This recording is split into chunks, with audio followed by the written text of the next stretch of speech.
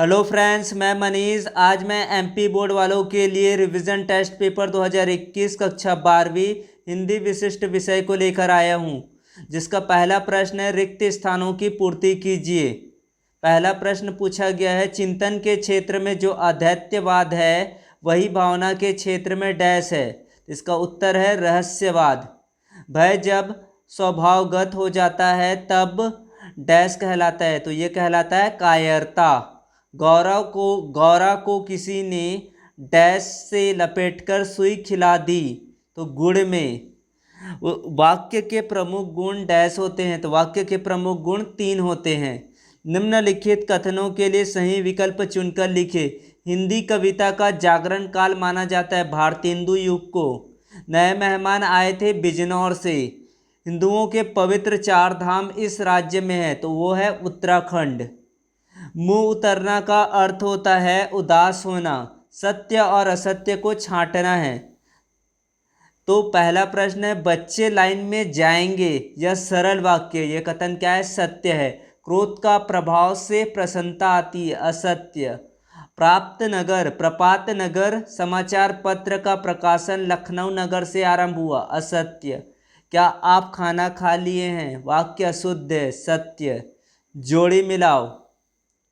साध्य का क्या हो जाएगा? असाध्य। वापसी का उषा प्रिवंदा। गौरा का महादेवी वर्मा। दांते खट्टा करना का अर्थ है परास्त करना। एक वाक्य में उत्तर दीजिए। घर के पड़ोस में रहने वाले लोग क्या कहलाते? पड़ोसी। प्रयाग में अलकनंदा के पानी का रंग कैसा है? हल्का सफ़ेद। भारत की राष्ट्रभाषा कौन सी? हिंदी। ओजगुण से युक्त पंक्ति 2 पंक्तियां लिखना है। आधुनिक काल को कितने युगों में विभाजित किया गया है? आधुनिक काल को निम्नांकित युगों में विभाजित किया गया है, जैसे कि भारतेंदु युग, द्विवेदी युग, छायावादी युग, प्रगतिवादी युग, प्रयोगवादी युग, नई कविता। रहस्यवाद तथा छायावाद में अंतर बताइए।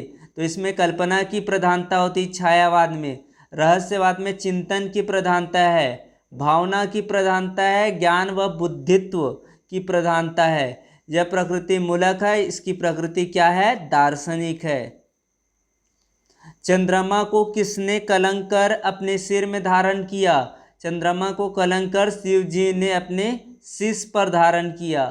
मैया मैं नहीं दधी खायो, कौन जिससे क्या कह रहा है स्पष्ट कीजिए।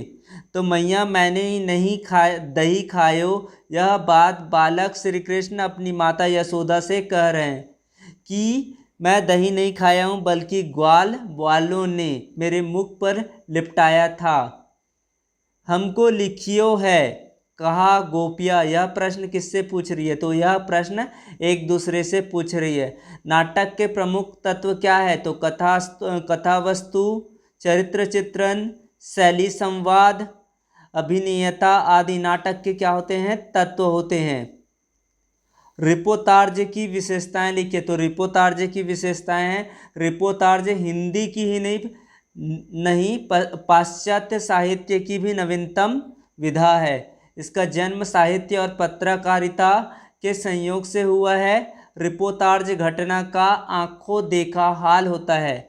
गजाधर बाबू के लिए मधुर संगीत क्या था? रेवती। या फिर रेवती अपने घर को जेल खाना क्यों कहती है? तो इसका उत्तर है रेवती अपने घर को जेल खाना कहती है क्योंकि उसका घर छोटा, घुटन वाला तथा जीवन की सुविधाओं से रहित जेल खाने की किसी कोठरी जैसा है।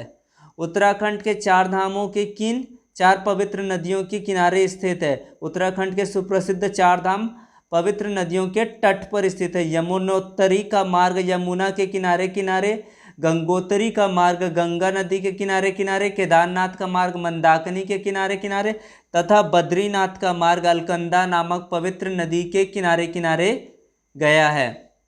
निम्न को शुद्ध कीजिए। मैंने कल पुस्तकें खरीदूंगा, तो इसका सही होगा मैंने कल पुस्तकें खरीदी। वे वीर है, तो वो क्या हो जाएगा? इसका सही उत्तर वे वीर हैं। प्रश्न क्रमांक 16, अलंकार को परिभाषित करते हुए उसके भेद लिखे।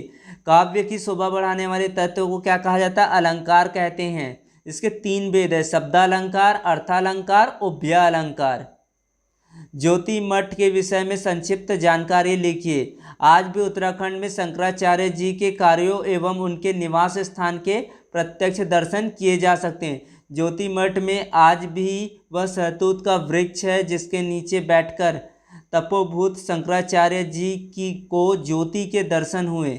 इस स्थान के निकट ही उनकी वह शंकर गुफा में भी जा सकती है जिसमें वे निवास किया करते थे। इसी वृक्ष के नीचे से भगवान शंकराचार्य ने तत्व ज्ञान के महान ग्रंथ शांकर भाष्य की रचना की थी। ज्योतिर्मठ का सेब, नाशपाती, अखरोट आदि फलों से लदे पौधों का बगीचा, संस्कृत का विद्यालय आज भी जगत गुरु शंकराचार्य जी के पवित्र प्रयत्नों और संकल्पों को दोहरा रहा है, जिसके दर्शन मात्र से संसार से महान प्रेरणा पाई थी। राष्ट्रभाषा किसे कहते हैं, इनकी 3 विशेषताएं लिखिए। किसी भी देश या राष्ट्र द्वारा किसी भाषा को जब अपने किसी राजकार्य के लिए भाषा घोषित किया जाता है या अपनाया जाता है तो उसे राष्ट्रभाषा के नाम से जाना जाता है। इसकी विशेषताएं: राष्ट्रभाषा देश में बहुसंख्यक लोगों की भाषा होती है। राष्ट्रभाषा सीखने में सरल होती है। इसकी लिपि वैज्ञानिक होती है। राष्ट्रभाषा संविधान द्वारा मान्यता प्राप्त होती है। हास्य रस को उदाहरण देकर समझाना है। प्रश्न क्रमांक 20वां पूछा है, कृष्ण माता यशोदा से बलदाऊ की क्या क्या शिकायतें करते हैं।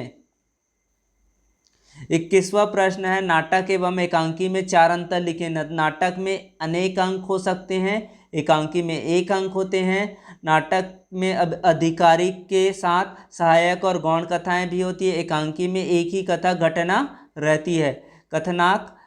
कथानक की विकास प्रक्रिया धीमी रहती है। कथानक आरंभ से ही चरम लक्ष्य की ओर द्रुत गति से बढ़ता है। नाटक के कथानक में फैलाव और विस्तार रहता है। एकांकी के कथानक में घनत्व रहता है।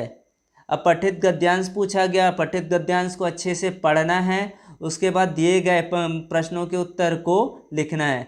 उपयुक्त गद्यांश का शीर्षक लिखना है। तो उपयुक्त गद्यांश का शीर्षक होगा सच्चा मित्र। मनुष्य एक कैसा प्राणी है, तो मनुष्य क्या होता है, सामाजिक प्राणी है। मित्र किस किस स्थानों की पूर्ति करता है, तो एक सच्चा मित्र सखा, गुरु तथा माता सभी स्थानों की पूर्ति करता है। मित्रता के लिए किस बात की आवश्यकता होती है, मित्रता के लिए प्रेम के साथ साथ समर्पण तथा त्याग की भावना बहुत आवश्यक होती है। बाकी बचा हुआ प्रश्न आप छात्र स्वयं कर सकते हैं। आई होप मेरी बातें समझ में आई होगी। Thanks for watching my video. Please subscribe here.